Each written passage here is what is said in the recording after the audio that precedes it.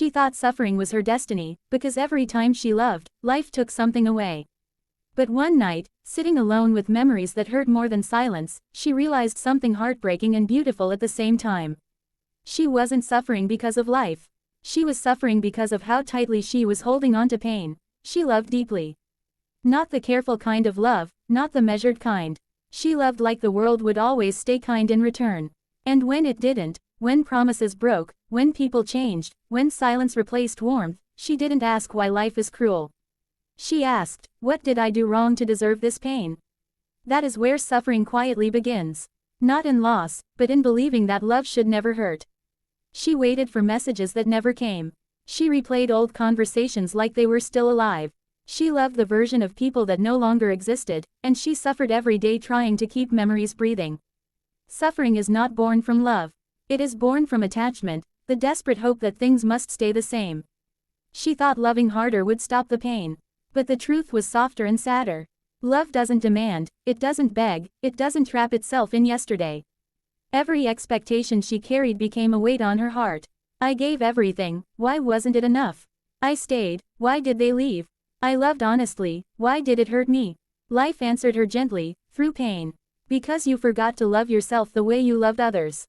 She learned that suffering grows when we abandon ourselves for someone else's presence. When we silence our needs to keep someone close. When we confuse sacrifice with love. One day, she chose something radical. She chose to let go, not with anger, not with bitterness, but with gratitude. Gratitude for what was real. Gratitude for what taught her. Gratitude for the love that came, even if it didn't stay. Letting go didn't erase the love. It freed it. She realized healing isn't about forgetting people. It's about forgiving life for not following the story you imagined. It's about forgiving yourself for loving sincerely in a world that doesn't always return it. Suffering ends the moment love stops trying to control outcomes. When you love without chains. When you give without losing yourself. When you accept that some people are lessons, not lifetimes. And slowly, quietly, she stopped suffering. Not because life became perfect, but because she learned how to love without bleeding. She finally understood. Peace is the deepest form of love you can give yourself. She didn't realize when it happened. Love never announces the moment it changes its shape. At first, it was gentle, freeing, warm. She loved without fear, without counting, without holding back. Love felt like open skies and long breaths. But slowly, quietly, love began to tighten its grip. What once felt like connection started feeling like dependence. Attachment crept in disguised as devotion. She began needing reassurance more than affection. She needed replies more than conversations. She needed presence more than understanding. Love was no longer about sharing life, it became about securing it. Her happiness slowly moved out of her own hands and into someone else's moods, choices, and availability. This is where suffering takes root. Not when love is deep, but when love becomes a condition for peace. When her smile depended on how someone treated her that day. When her sleep depended on unanswered questions. When her self-worth depended on being chosen again and again. Attachment whispered dangerous lies. If they leave, you will break. If they change, you will lose yourself. If this ends, your life will lose meaning. So she held tighter. She ignored red flags and renamed them hope. She accepted less and called it patience. She stayed silent about pain because she feared absence more than suffering. Love stopped being something she gave and became something she feared losing. True love doesn't imprison the heart. Attachment does. Attachment demands certainty in an uncertain world. It demands permanence from human beings who are always evolving. It asks love to promise safety when life itself makes no such guarantees. She loved them, but she also needed them to stay the same. She loved them, but she also needed them to choose her every time.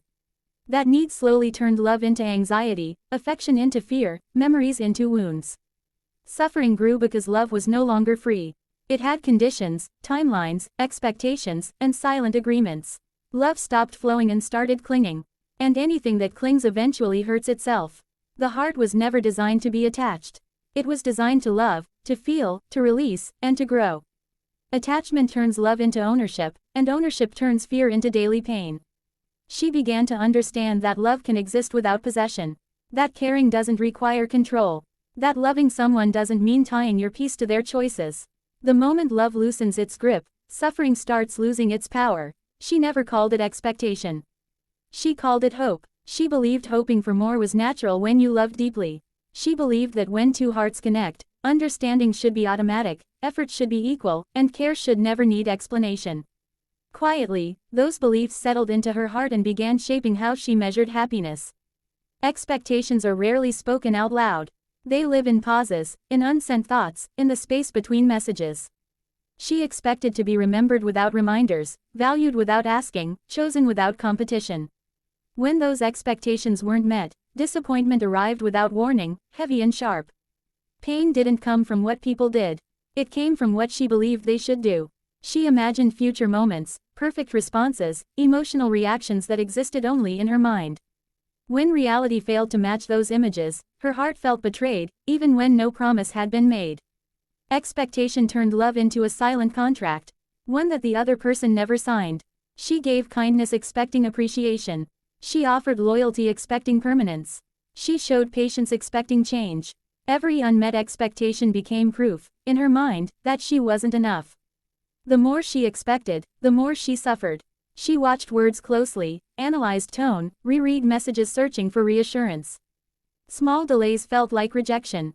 Neutral silence felt personal. Love became exhausting because peace was always postponed to a future moment when expectations would finally be fulfilled. Expectation steals peace because it keeps the heart waiting. Waiting for better behavior, deeper understanding, more affection, clearer commitment. Waiting teaches the heart that happiness is always one step away, never in the present. She learned that expectation places love under pressure. It demands consistency from human emotions that naturally fluctuate. It demands certainty from relationships that are always changing.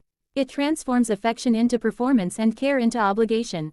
When expectations loosen, love breathes again. Moments are accepted as they are, not judged by what they lack. Conversations are felt, not evaluated. Silence becomes space instead of punishment. She realized peace was never meant to be negotiated. It was meant to be protected. And the moment she stopped expecting people to complete her happiness, her heart began to feel lighter, softer, and more alive.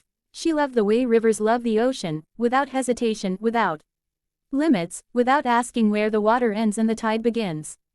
In loving someone else, she slowly forgot the shape of her own life. Her days began to revolve around another person's needs, moods, and plans, and she called it commitment, unaware of what it was costing her. At first, it felt noble. Sacrifice looked beautiful when wrapped in love. She cancelled her dreams for shared ones, quieted her opinions to keep peace, and reshaped herself to fit into someone else's expectations. She believed that love meant adjusting, bending, becoming easier to keep. But love was never meant to erase a person. True connection doesn't demand disappearance. Yet she slowly abandoned the things that once made her feel alive. The laughter she used to share with herself, the passions she nurtured in solitude, the boundaries that protected her heart, all faded in the name of togetherness. Losing herself didn't happen in one moment. It happened in 1,000 small choices. Choosing silence over honesty, choosing comfort over truth, choosing acceptance over authenticity. Each choice felt harmless, but together they formed a quiet distance between who she was and who she had become. She began to feel an emptiness she couldn't explain. Even while being loved, she felt unseen. Even while being needed, she felt replaceable. Because the version of her that existed in the relationship was incomplete, shaped more by fear of loss than by self-respect. Loving without losing yourself means staying rooted. It means carrying your values into love instead of leaving them at the door. It means allowing space for individuality, for growth, for difference. Love is not about becoming smaller so someone else can feel secure. She learned that boundaries are not barriers. They are invitations to love her fully, not partially. Saying no didn't mean less love. Speaking up didn't mean conflict. Choosing herself didn't mean abandoning someone else. When she reclaimed her voice, love changed. It became lighter, healthier, more honest. Love stopped being a performance and started becoming a partnership. She realized that the right kind of love never asks you to disappear. It meets you where you are, not where you pretend to be. Letting go terrified her more than pain ever did. Pain was familiar. Pain at least meant the story was still alive. Letting go felt like erasing something that once mattered, like admitting that love had reached a place it could no longer stay. She feared that releasing someone meant declaring the love meaningless. So she held on. She held on to old messages, old habits, old versions of people who no longer existed. She revisited memories like they were places she could still live in. Each memory felt warm at first, then slowly turned heavy, reminding her of what was gone. Letting go is often misunderstood. It isn't about forgetting. It isn't about pretending nothing mattered. It is about accepting that some chapters end even when the feelings don't. Love doesn't vanish just because a connection changes its form. She learned that holding on can be more painful than losing. When love turns into constant effort, when peace becomes rare, when the heart is always tired, holding on starts draining the life out of what once felt beautiful. Clinging keeps wounds open, hoping time will heal what refusal refuses to release. Choosing peace meant choosing reality. It meant seeing people as they are, not as they promised to be. It meant honoring what was shared without demanding more from something that had already given everything it could. Peace required honesty, even when honesty hurt. Letting go didn't mean love failed.